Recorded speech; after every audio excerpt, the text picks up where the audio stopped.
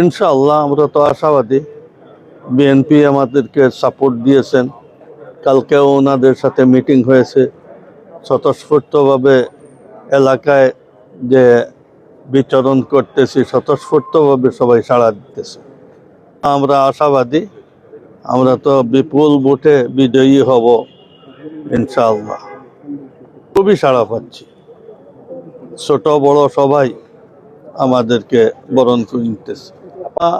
বিভিন্ন মিটিংয়ে বলতেছি, আমার একটা নিজস্ব প্ল্যানও আছে।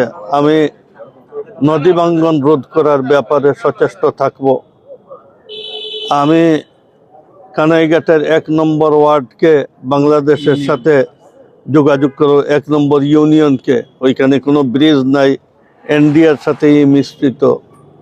বুরহানুদ্দিন রোড, এরপরে Gachbari Haripur road, 0 point Zakiganj road, আরও যত বড় বড় আপনার রাস্তা আছে, বা হাওরের মাঝখানে যে রাস্তার এই দিক ওই দিক হয়েছে, মাঝখানে সংযুক্তি নাই, এইগুলাকে ইনশাআল্লাহ আমি কমপ্লিট করব।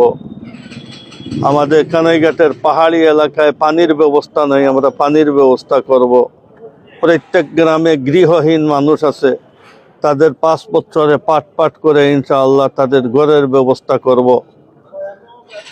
শিক্ষার ব্যাপারে অনেক জায়গায় আছে আমাদের স্কুল, এইগুলা একদম ভাঙ্গারুঙ্গা ঘরের মতো বিভিন্ন জায়গায় আছে। এই স্কুলগুলোকে আমরা নতুনভাবে ভাঙ্গিয়ে আপনার নতুন স্কিমে সাজাবো। আর আপনার যত স্কুল আছে, এটা বিএনপির নিজস্ব এজেন্ডাই আছে। স্কুল, হাই স্কুল, কলেজে ধর্মীয় শিক্ষা নিয়োগের ব্যাপারে আমরা এটা যে প্ল্যান আছে ওইটাকে বাস্তবায়ন করার চেষ্টা করব। কেন্দ্র বিএনপি কোন কোন জায়গায় স্বতন্ত্র বিদ্রোহী প্রার্থী আছে, কেন্দ্রওয়ালা এই সম্পর্কে অবগত। সবাইকে আপনার মেসেজ দিতেছে। এখন পর্যন্ত আজকেই হইল মনোনয়নপত্র দাখিলের শেষ তারিখ। এইটার পরে ইনশাআল্লাহ এগুলা শিথিল হয়ে যাবে। যখন সারা বিএনপির আপনার লিডাররা যখন আমাদের কাজ করবে, তখন এগুলো আস্তে আস্তে শিথিল হয়ে যাবে। এই অবস্থা আগামী 2 সপ্তাহে থাকবে না, যার কারণে আমাদের প্রভাব পড়বে না। যখন তৃণমূল নেতৃত্বে যারা আছেন ওনারা যখন আমাদের মঞ্চে আসবেন, আমাদের কাজ করবেন, বিভিন্ন উঠান বৈঠকে অংশ নেবেন, তখন কর্মীরা আর ভোটাররা সব এই দিকেই চলে আসে। আপনাদের মার্কা কি থাকছে? খেজুর গাছ আমাদের পার্টির মার্কা। নদী ভাঙ্গনের এই সমস্যাটা আমাদের আসনেই সবচেয়ে বেশি। আমরা নদী ভাঙ্গন 5 বছরে পাট করে রোধ করব।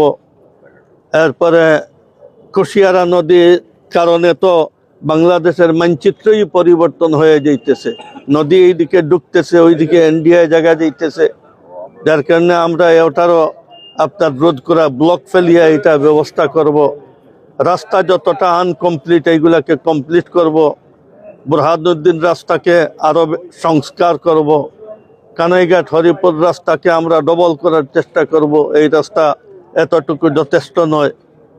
গৃহহীনদেরকে ঘরের ব্যবস্থা করে দেব ইনশাআল্লাহ। তারা আমাদেরকে ভোট দিবে, আর তাদের মুরব্বীরা যাদেরকে ভোট দিবেন তারা তো এই দিকেই আপনার ভোট দিবে। আমরা তাদের ভোট আনার চেষ্টা করব। তারা তো সবচাইতে বড় পার্টিকেই তো ভোট দিবে। হ্যাঁ, পরিকল্পনা আছে আমাদের। তো চেষ্টা করব কর্মক্ষেত্র তৈরি করার, এইসব লোকদেরকে কর্মক্ষেত্র তৈরি করা। আমরা পাথর কুয়ারিকে উন্মুক্ত করার চেষ্টা করব।